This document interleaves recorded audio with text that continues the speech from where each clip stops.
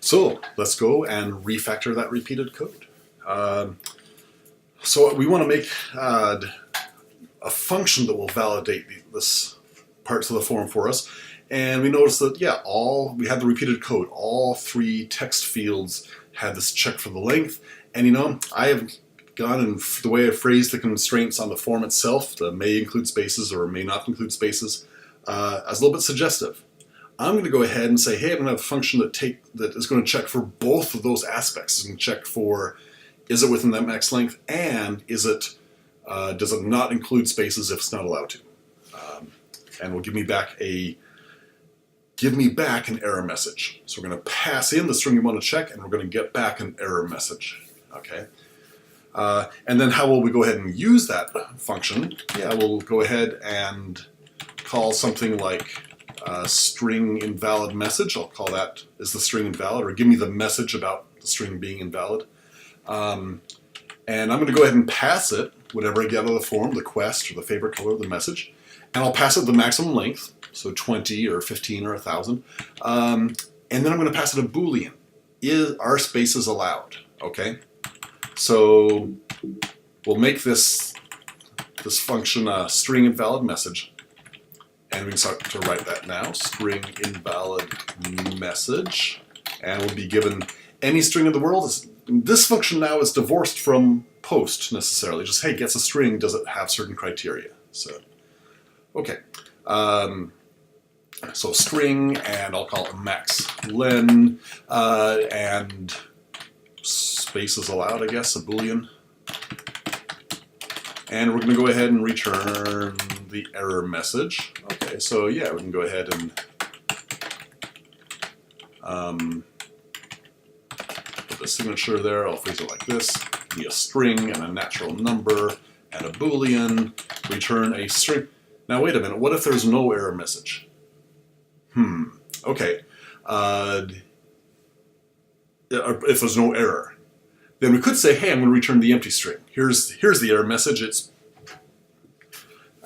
you know, this is one of those cases where this is a sentinel value problem. I'm supposed to give you an answer, but sometimes there just isn't an answer. Like, hey, give me the first index of the letter A inside the string. That's a standard Java function and in many languages.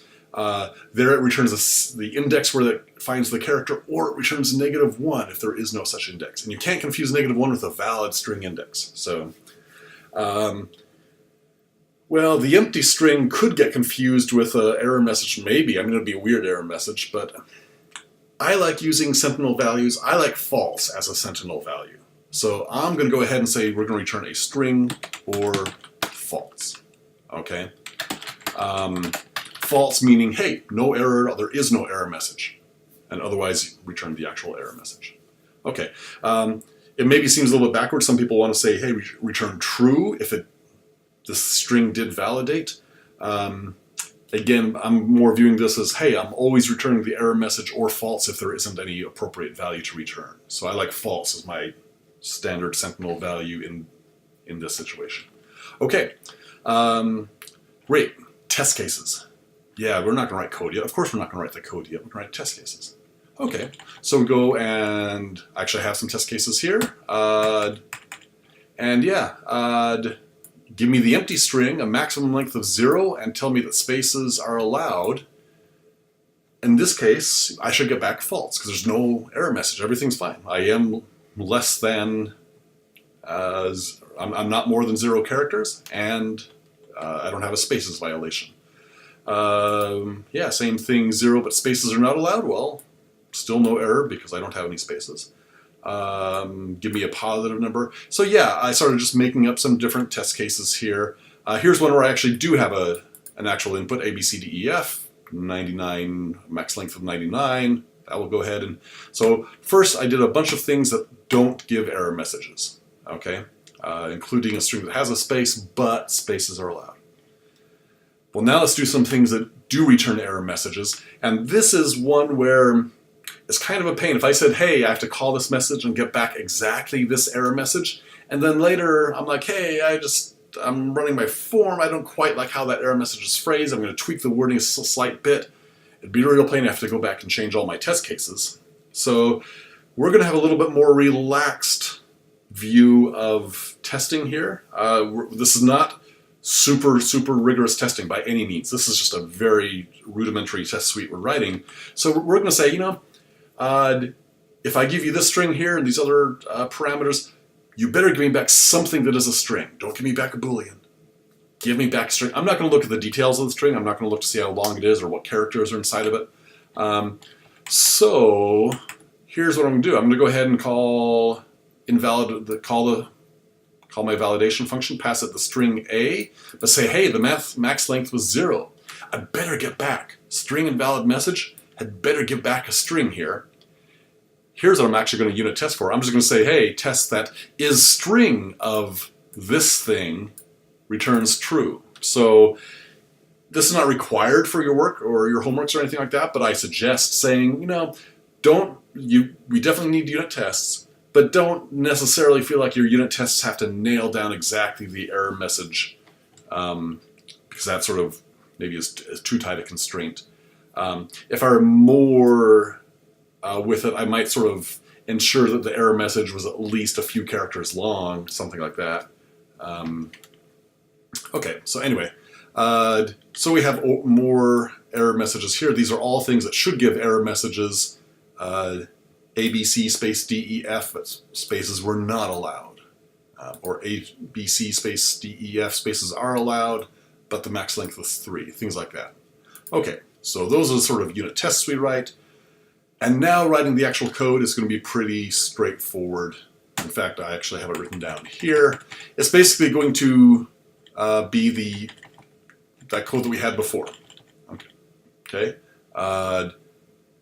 I go ahead and check. I wrote it a little bit differently, but I have my function here. And the way I wrote this function, actually, a couple of things that I added. Default parameters are awesome. Use them when it's convenient. Not a requirement or anything like that, but hey.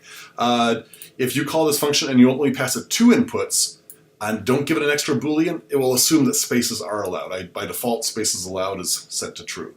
Okay, and how does the code proceed? I compute. So actually, the one other thing I decided is, you know, when I have a string that's too long, say this anything else field, this message field that had length 1,000, say it's a bug report or something, and I go ahead and I type in a big huge bug report, I know that the max length is 1,000, I hit submit and it says, no, your string is too long. Well, then I'm really curious, is my string like 4 characters too long? Or is it like 1,000 characters too long and I needed a huge amount of editing? So it'd actually be kind of nice if my error message could say how much too long. If you're too long, tell me how much too long it is. It's easy to compute, let's throw that in. So I went ahead and computed the excess length. That is the length of the string minus the allowed length, anything, that's how much they are over. Negative means they aren't actually over, or 0. So yeah, if the excess length is 0, then go ahead and I have a certain error message. I include the maximum allowed length. I include how many extra characters they have. Okay. Separately, we have the spaces allowed. Okay. If spaces are not allowed and we can match that regular expression, then I'll go ahead and say, hey, cannot contain space characters. Okay. Maybe I should even go ahead and tell you where that space character occurred. That's probably easy to find. If you have an input field where you have an invalid character, it's sometimes nice to say, hey, what is the invalid character? But, or where does that invalid character occur? But okay, we're good for this. It's pretty easy to find where a space is in your string, so I'm not going to worry about that right now. And I go ahead and append on to this problem so far. So I'm going to have one error message, problem so far, and I add more and more. I find all the problems that are wrong with the string and return one string containing all of it. At the very end, if problem so far is the empty string still, if I never tacked anything onto that error thing, hey, I'm returning false. Otherwise, return problem so far. Okay, so that's a pretty straight way to go ahead and write this function. Notice that we're still going to have the array key exist. I'm going to leave that as a top level check. It's not inside a function. I only had it once. I'm not repeating anything. I'll probably want to fix that. We'll will come up and change things even better. But the one other thing that I'll mention here is that the error messages, when I go ahead and submit, and we actually get this, yeah, we get something can't be more than 20 characters long. It's 21 characters too long. Yeah, so I had a really long string there. That was for the quest. Cannot contain any space characters. You know, one thing that I don't have the name of the field that is being violated here. There were several text inputs. Which one is 21 characters too long? Okay. Which one can't contain space characters? It'd be nice if I added that. I guess I can go back and go to my is invalid message and provide one more argument. I guess I could pass in the name of the field so that any error message that gets constructed contains the name of the field in it. That'd be a reasonable thing to do. We're going to take a slightly different tack in the next video, so I'll purposely not do that.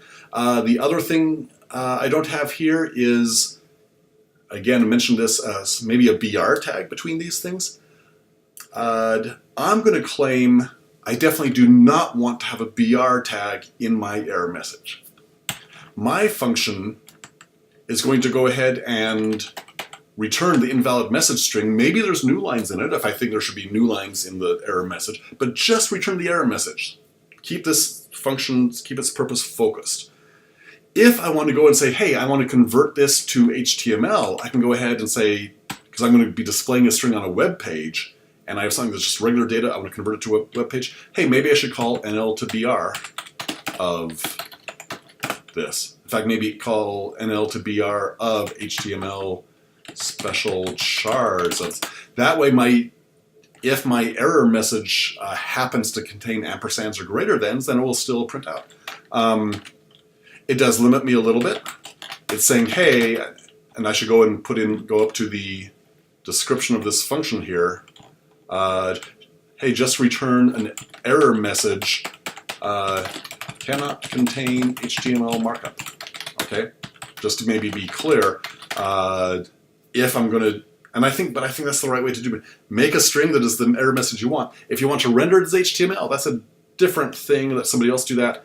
In particular, if I want to take these error messages and put them in a tweet, I definitely don't have a bunch of HTML markup. Or if I'm putting them, attaching them to an email or into a log, an error log, I don't want a bunch of HTML cruft in a plain text file. So I'm going to have string invalid message, only return plain text. I claim it's a strength that I don't have a BR tag sitting in there.